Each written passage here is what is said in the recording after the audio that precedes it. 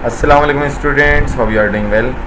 Sir Umar Mughal के channel के ऊपर खुशामदीद। स्टूडेंट, जैसा कि आपको मालूम है कि हमारा एडजस्टिंग एंट्री या एडजस्टमेंट कह लें उसका चैप्टर चल रहा था और इसके अंदर आज हम प्रॉब्लम नंबर 6 डिस्कस करने वाले हैं। और ये क्वेश्चन जो है वो आपका बीकॉम के अंदर आया है। फर्स्ट ईयर के अंदर तो इस तरीके की एंट्रीज़ नहीं आई, लेकिन फर्स्ट ईयर के स्टूडेंट के लिए रिकमेंडेशन है कि वो भी इस तरीके के क्वेश्चंस की प्रैक्टिस करें, उनको देखकर समझें। और बीकॉम वाले या बाकी बैचलर्स वाले जो यूनिवर्सिटीज़ के अंदर पढ़ते हैं, उसके अलावा जो सर्टिफिकेशन कर रहे हैं, वो स्टूडेंट भी इस तरीके की चीज़ों की अच्छे तरीके से प्रैक्टिस करें। सो वीडियो पूरी देखने से पहले मेरे चैनल को सब्सक्राइब करें और वीडियो को ज़्यादा से ज़्यादा शेयर करें, ताकि जिन लोगों को एडजस्टमेंट में प्रॉब्लम होती है तो वो आसानी से इसको समझ के कर सकें।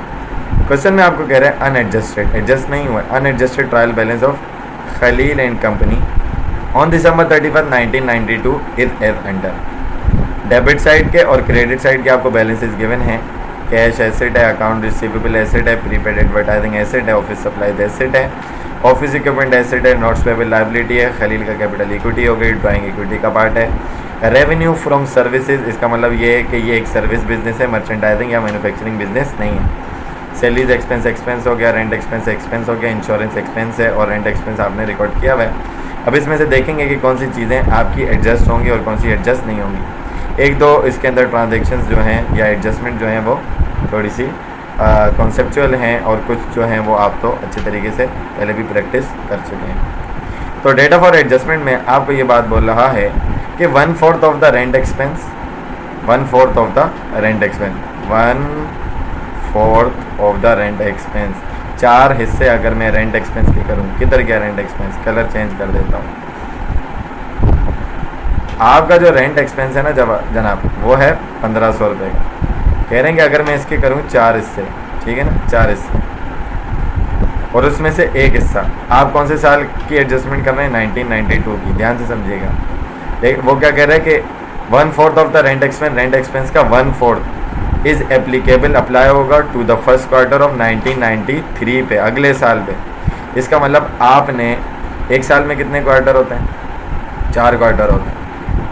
जनवरी से लेकर फरवरी मार्च तक का पहला क्वार्टर होता है, अप्रैल मई जून तक दूसरा क्वार्टर होता है, जुलाई अगस्त सितंबर तक तीसरा, अक्टूबर नवंबर दिसंबर तक तीसरा होता है, ठीक है ना, दिसंबर तक चौथा होता है। तो उसने बोला कि 4 हिस्से करूँ, 1 2 3 4, लेकिन एक क्वार्टर जो है वो 1993 के लिए अप्लाई होगा। इसका मतलब आपने पहले क्वार्टर 1992 में ये एडवांस नहीं किया होगा, और आपकी कंपनी की पॉलिसी है कि आप जो एडवांस में पे करते हैं उसको एज एन एक्सपेंस रिकॉर्ड करते हैं, एसेट रिकॉर्ड नहीं करते। तो इसका मतलब ये आखिरी के 3 जो आपके क्वार्टर हुए उनका रेंट आपका एक्सपायर हो गया, और एक जो है जो 1993 के लिए रह गया वो आपका प्रीपेड हो गया। तो ऊपर एक्सपेंस है, उसमें से एक क्वार्टर का आपका प्रीपेड हो गया, प्रीपेड माना बच गया, यानी कि एक्सपेंस नहीं हुआ। तो खलील एंड कंपनी की आप एडजस्टमेंट जब बना रहे हैं तो prepaid rent debit, rent expense credit, क्योंकि 1500 मल्टीप्लाई बाय आप क्या करवा देंगे 1/4, 4 में से एक हिस्सा आपका प्रीपेड होगा, बच जाएगा, ठीक है ना, क्योंकि वो एप्लीकेबल है अगले साल के लिए, वो इस साल में नहीं आएगा। डेट वाई वो अभी तक एक्सपायर नहीं हुआ। प्रीपेड डेबिट 375 से और rent expense credit to adjust the rent expense. Second वाली ट्रांजैक्शन के अंदर उसने कहा office supplies remaining on hand, जो तुम्हारे पास बची हुई हैं at the end of the year, इस साल के आखिर में वो कितनी है, 480 रुपीज़ की हैं। तो तुम्हारे पास ऑफिस सप्लाईज थी कितने की, 1200 रुपये की थी, अब 480 की रह गई हैं।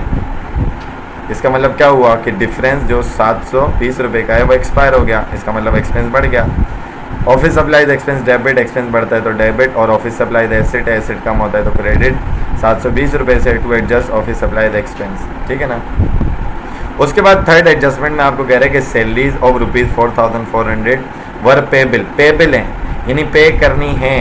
तो सैलरीज एक्सपेंस आप 5,600 से ऑलरेडी रिकॉर्ड कर चुके, इतना एक्सपेंस है, लेकिन 4,400 रुपये का मज़ीद आपका पेबल है। इसका मतलब क्या हुआ कि ये एक्सपेंस बढ़ गया, लेकिन पे नहीं किया तो ये अक्रूड हुआ, आउटस्टैंडिंग हुआ या अनपेड हुआ। Salaries expense debit, salaries payable credit 4400 से to adjust the salaries expense या to adjust accrued salaries expense या टू एडजस्ट आउटस्टैंडिंग एक्सपेंस भी आप लिख सकते हैं। Accrued service revenue on December 31 1992, जो आपका सर्विस रेवेन्यू है वो अक्रूड है 1992 का साल के आखिर तक 7,000 रुपये का। अब आपका सर्विस रेवेन्यू ऑलरेडी यहाँ पर 23,000 से रिकॉर्ड किया हुआ था कि इतनी इनकम आपकी हो चुकी है, लेकिन सर्विस रेवेन्यू आपके साल के आखिर तक अक्रूड है। इसका मतलब क्या हुआ कि आप सर्विस दे चुके हो, कस्टमर से कलेक्शन करना बाकी है। तो receivable debit income credit, income तो बढ़ गई ना, तो फिक्स एंट्री बनेगी आपकी सर्विस रिसीवेबल या service income receivable debit revenue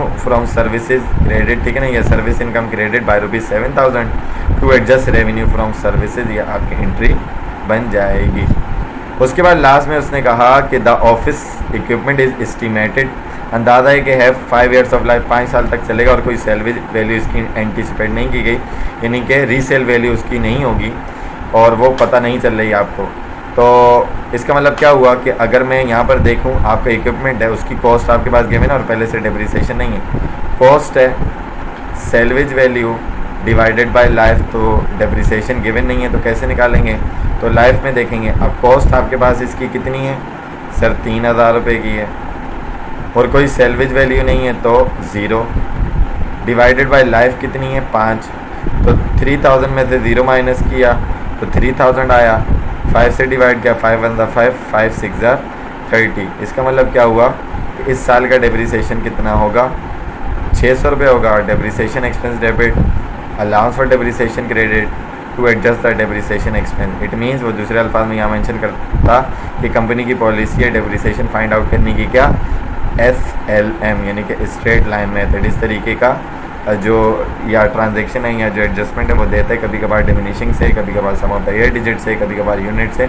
तो उस हिसाब से आपको डेप्रिसिएशन का मेथड भी आना चाहिए ताकि आप डेप्रिसिएशन की एंट्री आसानी से बना सकें। सो आई होप कि ये क्वेश्चन आपको अच्छे तरीके से एडजस्टमेंट का समझ में आया होगा। अगर इसके अंदर कोई भी बात आपको समझ में नहीं आती तो आप कमेंट सेक्शन में क्वेश्चन करके पूछ सकते हैं।